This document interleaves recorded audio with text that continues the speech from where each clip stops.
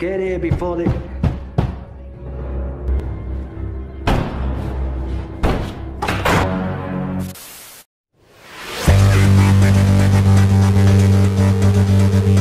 Rebahaners, dimanapun kalian berada, bagaimana kabarnya? Kali ini saya akan kembali memicu adrenalin dan jiwa-jiwa brutal dalam diri Anda yang mulai memudar. Karena jika Anda terlalu lemah, maka Anda akan rentan dikendalikan dan diintimidasi oleh orang lain. Untuk itu saya akan merangkum sebuah film berjudul Leatherface yang dirilis pada tahun 2017, di mana film ini akan membuat mental Anda menjadi bergejolak dan pori-pori di tubuh Anda seketika hingar-bingar, sehingga hormon barbar di dalam tubuh Anda perlahan mulai akan mencuat dan membuat Anda menjadi pribadi yang lebih polontong. Ngomong apa ya barusan? Jadi tanpa berlama-lama langsung saja pasang handsfree, simetriskan posisi rebahan, longgarkan celana dalam, selamat menonton, dan ayo seperti biasa kita katakan bersama-sama 1, 2, 3. Jungle of love.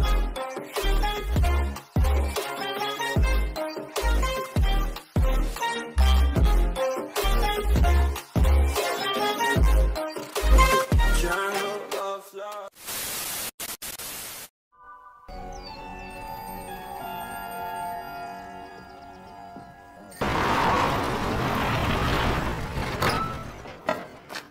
Kisah diawali dengan memperlihatkan sebuah keluarga psikopat yang tentu saja suka membunuh orang-orang, di mana di situ ada seorang pria atau korban yang akan mereka bunuh. Happy birthday to you.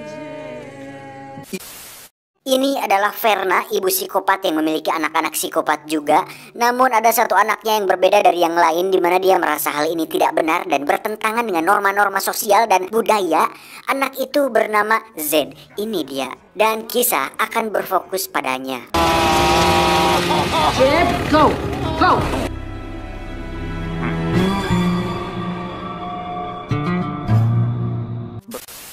Berlatar belakang tahun 1955 di Texas, terlihat ada muda-mudi yang saling jatuh cinta dan sepertinya akan dan ingin melakukan pengencerotan di Ruyo Kapol. Namun saat dalam perjalanan mereka menemukan seorang bocah dengan kepala babi, di mana si gadis mengikutinya hingga saat sampai di sebuah gudang, dia langsung terjatuh ke dalam lubang jebakan. You done good, Jed.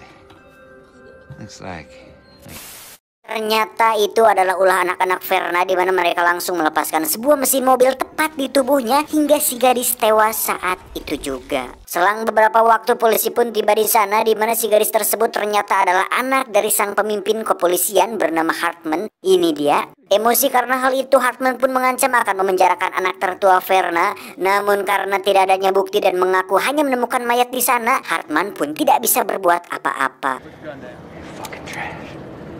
Tak lama muncullah Verna yang meminta Z anaknya dilepaskan, namun dengan alasan untuk melindungi anak di bawah umur, Hartman pun tetap akan membawanya, lalu mengatakan bahwa Verna sudah merenggut anaknya, maka dia akan merebut balik anaknya juga. Take one of mine, and I'll take all yours, Verna.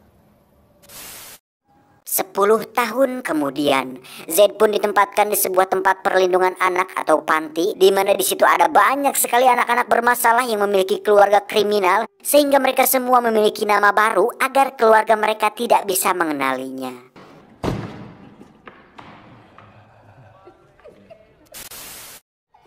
Dan setelah 10 tahun menunggu, Verna pun datang dengan seorang pengacara, di mana kini dia mengaku sudah menikah dengan seorang pria kaya dan merasa layak untuk merawat dan membawa kembali anaknya si Z. Tapi karena semua anak-anak di sana sudah berganti nama dan tak ada yang bisa mengenalinya, sang kepala fasilitas perlindungan ini pun menolak untuk meng-ACC permintaannya dan meminta Verna untuk pulang. Mandy be transferred to prison. You're a bastard. Hillbilly trash. Tak terima dengan itu, Verna pun izin ke toilet, di mana dia membunyikan alarm darurat agar situasi menjadi chaos. Namun usahanya tersebut tak membuahkan hasil dan malah diusir dari panti tersebut. That's it. Lock it down.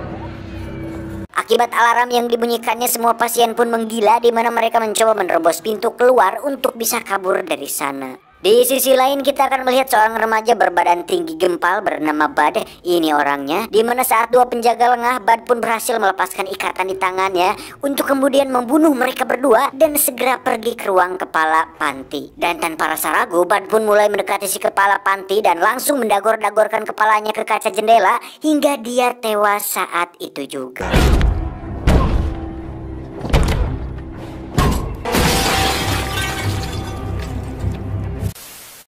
Dan dari semua kekacauan itu hanya ada 5 orang yang berhasil kabur. Yang pertama tentu saja ada Bud, si badan besar, si Ike, sang ketua psikopat, Clarice, si gadis psikopat sekaligus pacar dari si Ike ini, Jackson, salah satu anak yang bisa dibilang paling normal di antara yang lain, dan terakhir mereka membawa seorang perawat cantik bernama Betty untuk dijadikan sandera jika tiba-tiba polisi menangkap mereka.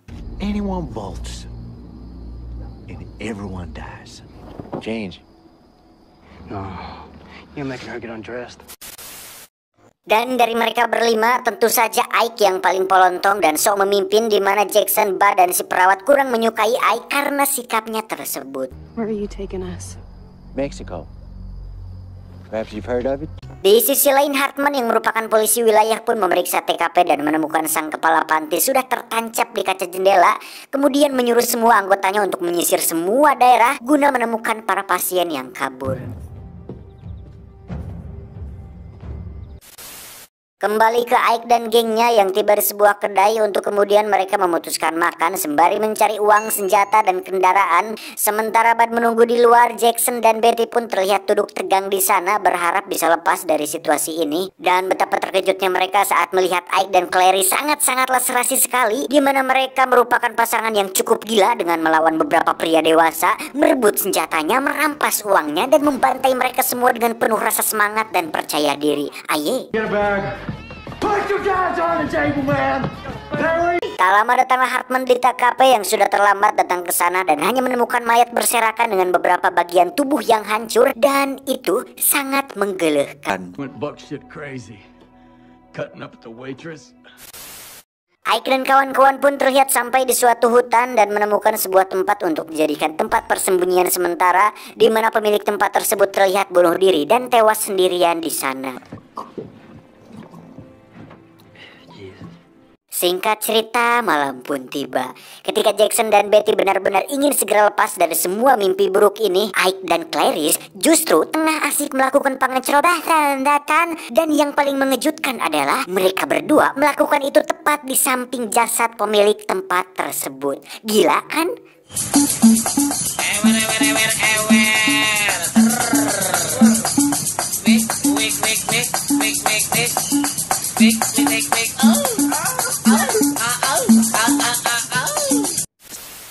Saat tengah malam dan semua orang sudah tertidur lelap, Betty diam-diam mencoba kabur dari sana. Namun beberapa meter dia keluar, sudah ada Ike yang langsung menyergapnya. Dan tiba-tiba muncullah Jackson yang langsung memukulnya hingga mereka berdua terlibat pertarungan kecil.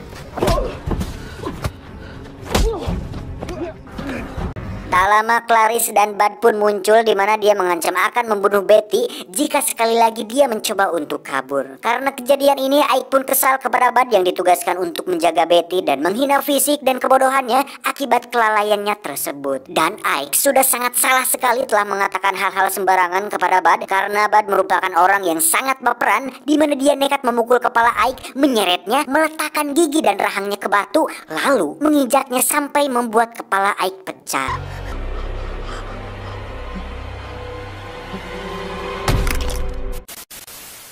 Esoknya Clarice pun menyuruh Jackson dan Betty mencerai Ike, sementara dia akan mencari ke sisi lain. Dan saat Jackson dan Betty menemukan Bud tepat di samping mayat Ike, Clarice pun tertangkap oleh Hartman, di mana dia dipukul kemudian ditembak di bagian paha. Lalu saat Clarice mengejek anaknya yang sudah meninggal, Hartman pun langsung menembak kepala Clarice saat itu juga. Jackson, Betty, dan Bud pun berusaha lari dari kejaran mereka, dan saat menemukan bangkai Munding, mereka memutuskan untuk masuk ke dalam perutnya guna menghindari penciuman anjing pelacak.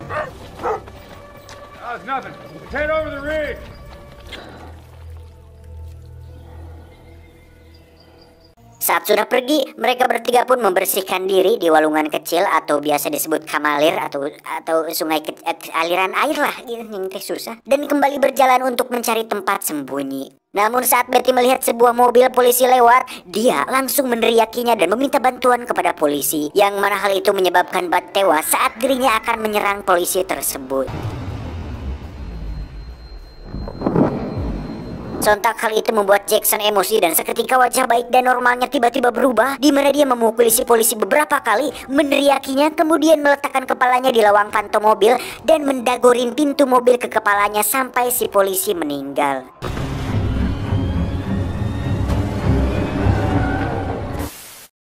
Saat mereka pergi, Jackson yang tadinya nampak peduli kepada Betty ketika berubah menjadi marah karena jika bukan karena Betty yang memanggil polisi, maka Bud mungkin masih hidup. Tak lama, Hartman pun muncul dan menembaki mobil mereka, di mana wajah Jackson terserempet peluru yang membuat dirinya tampak mengerikan. Dan saat Betty hilang kendali, mobil mereka pun terguling yang menyebabkan mereka berdua tak sadarkan diri. Hartman pun membawa Betty dan Jackson ke gudang tempat anaknya dulu tewas, dan faktanya Jackson adalah si Jed alias anak Verna yang dulu dia bawa. Untuk membalaskan dendamnya, Hartman pun memancing Verna dan seluruh keluarganya datang, di mana dia berencana untuk menghabisi mereka semua, namun justru dialah yang harus tertangkap. Jed, you all right down there? Setelah mengetahui bahwa Jackson adalah Jed anak kesayangannya, Verna pun menjahit wajahnya dengan penuh kasih sayang dan memasangkan sebuah pengikat pada wajah Jed yang membuat dirinya terlihat seperti the real psikopat.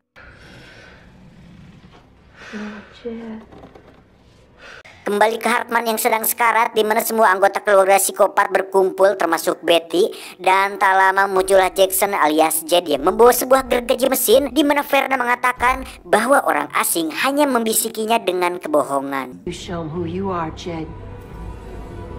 Look what that man did to your face. Dan tak butuh waktu lama untuk berpikir, Jed pun langsung menebas tubuh Hartman dengan sangat sadis. Dan saat mereka lengah, Betty pun berusaha kabur dari sana untuk kemudian Zed mengejarnya dengan gergaji mesin.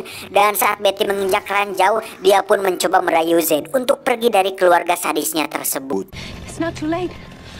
We can still get out of here together. Namun Jed yang sudah muak dengan bersikap baik memilih untuk berpihak pada keluarganya, dan tanpa rasa ragu sedikit pun dia menebas kepala si Betty. This isn't you. It's a crazy mother. It's a crazy. Setelah semua berakhir, Jackson pun menguliti kulit wajah Betty dan menjahitnya untuk dijadikan topeng yang merupakan asal-usul sosok psikopat terkenal yang sering mengejar korbannya menggunakan gergaji mesin dalam film berjudul The Texas Chainsaw Massacre. Dan dialah Leatherface.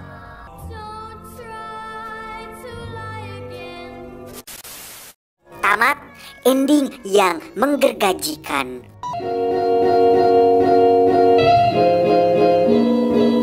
Secara singkat, film ini mengisahkan masa muda dari sosok ikonik di film The Texas Chainsaw Massacre, yang mana film itu sendiri sangat terkenal sekitar tahun 70-an kalau nggak salah, dan meraih pendapatan lumayan karena dibuat beberapa seri atau sequel yang saat itu masih jarang film-film bertema gore atau sadis seperti ini. Kalau sekarang banyak, Quentin, Saw gitu, kayak itulah. Dan di film ini kita akhirnya mengetahui asal-usul kenapa si kuat bergergaji. Pesan yang bisa kita ambil dari film ini adalah bahwa memang beberapa orang jahat terbentuk dari orang baik yang tersakiti seperti Joker. Namun terkadang orang jahat juga bisa tercipta dari keturunannya sendiri. Sehingga bisa diambil kesimpulan bahwa orang baik mungkin saja jahat dan orang jahat belum tentu juga baik. Thank you semuanya, I love you. Sehat-sehat buat kalian. Bye-bye.